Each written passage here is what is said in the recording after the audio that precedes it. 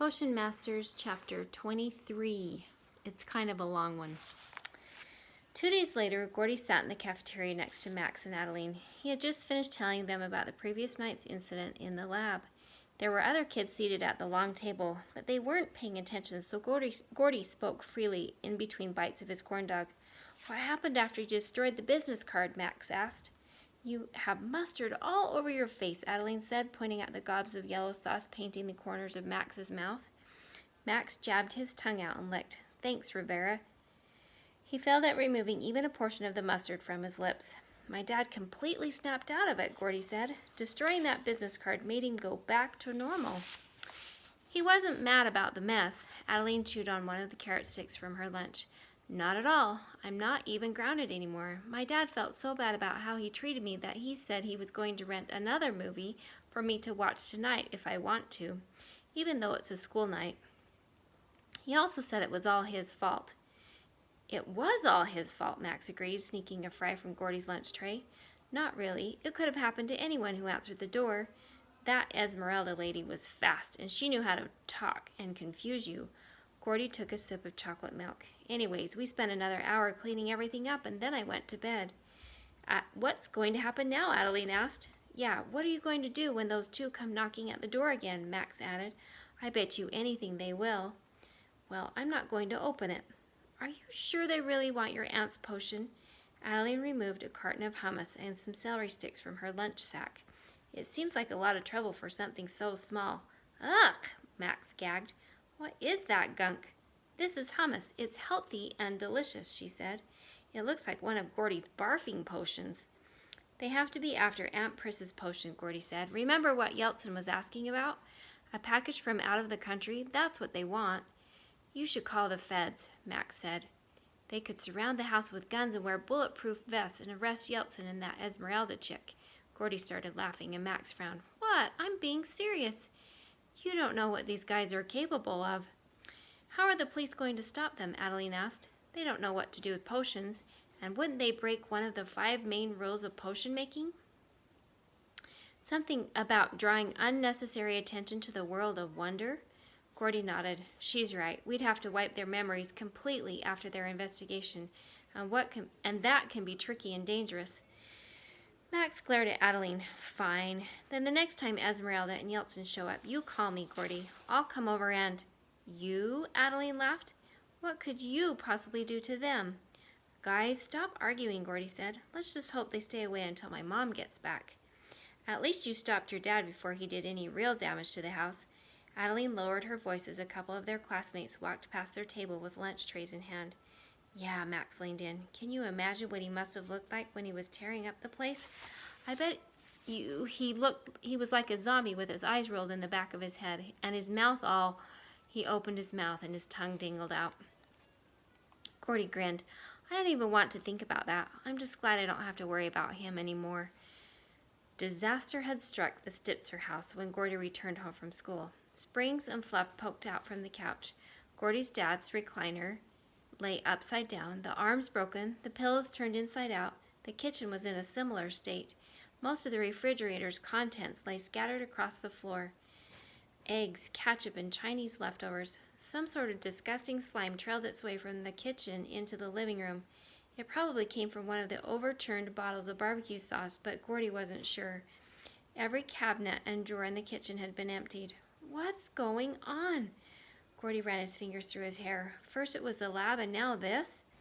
As Gordy began cleaning up the mess, his thoughts turned to his bedroom, and more importantly, his secret hiding place. Bounding up the stairs, Gordy raced through the hall and breathed a deep sigh of relief when he found his room had been untouched. In fact, nothing beyond the living room had been ransacked. It was as if the intruders had caught a whiff of Gordy coming home and had hightailed it out of there. Other than Gordy, there was no one else in the house, not even in the basement lab, which had been trashed once again. Gordy replaced the cushions in the wing-back chairs and sat down, opening one of his mom's potion manuals in his lap. He always kept this copy in her top dresser drawer for emergencies. It was the family use potion manual, but only Gordy knew how to use it. The television played in the background, but Gordy had more important things to do than watch. Flipping to the middle of the book, he found the heading he was looking for, Testing the Home Wards. He had never tested the wards before, nor had he seen his mom do it, but it couldn't be that complicated. One of the wards must have been broken or faulty.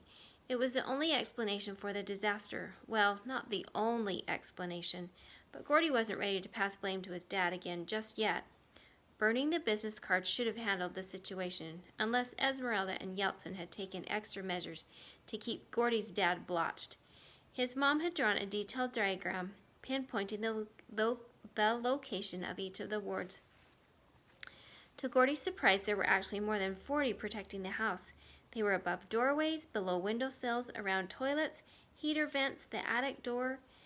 Basically, any opening from the outside required protection. Gordy figured there would be multiple wards guarding the lab, but he was surprised at how many had been placed on the garage. There were several along the fence and even a couple on the mailbox.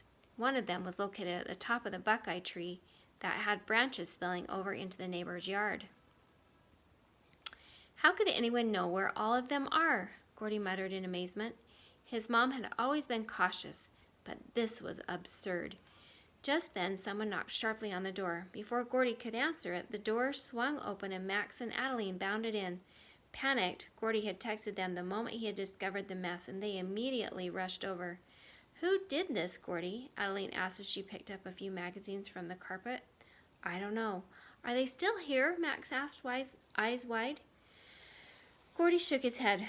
"No one was here when I got home." "How can you know for sure?" Adeline sat down next to Gordy on the couch. "I checked every room in the house when I looked for all the damage. No one's here." He hoped the wards were still working. "It has to be your dad, dude," Max said. "He must still be blotched." The garage door rumbled open as the family van pulled inside. Gordy's dad entered the house along with the twins he had picked up from school. Upon entering the room, Mr. Stitzer gaped open-mouthed at the damage and then shared an awkward, silent moment with Gordy. "It happened again," Gordy's voice cracked. He didn't know why, but he felt on the verge of crying. Maybe it was because he was struggling to keep control of the house while his mother was away. "You're busted, Mr. Stitzer," Max cheered, unable to control his excitement. "Now the question is, did you find what you were looking for?" Mr. Stitzer scratched the back of his head. "You think I did this? Guys, I've been at work all day." Isaac and Jessica kept a safe distance from the destruction. They usually enjoyed good, healthy clutter and would happily make a mess whenever possible. But now they stood by the garage door, staring with their mouths open at the scene as though it were a pool of acid. "How do we know you really went to work?" Max asked. "Max," Adeline snapped, "you don't have a brain, do you?" "I'm just saying," Max folded his arms. "We have witnesses. All three of us can prove where we were, but who's going to vouch for him?" He nodded at Mr. Stitzer. Gordy held up his mom's manual. "I don't know if Dad did this or not. I need to test the wards first." Everyone crowded into the Stitzer lab while Gordy grabbed a stainless steel cauldron to create the testing potion. Normally, it would have taken him just a few minutes to accomplish, but the lab had not been in yet another state of disorder. Whoever had been there, whether it was his dad or someone else, they were being bold by their search. Ransacking the house in the middle of the day showed how desperate they had become. The next stop would be the upstairs, and then game over.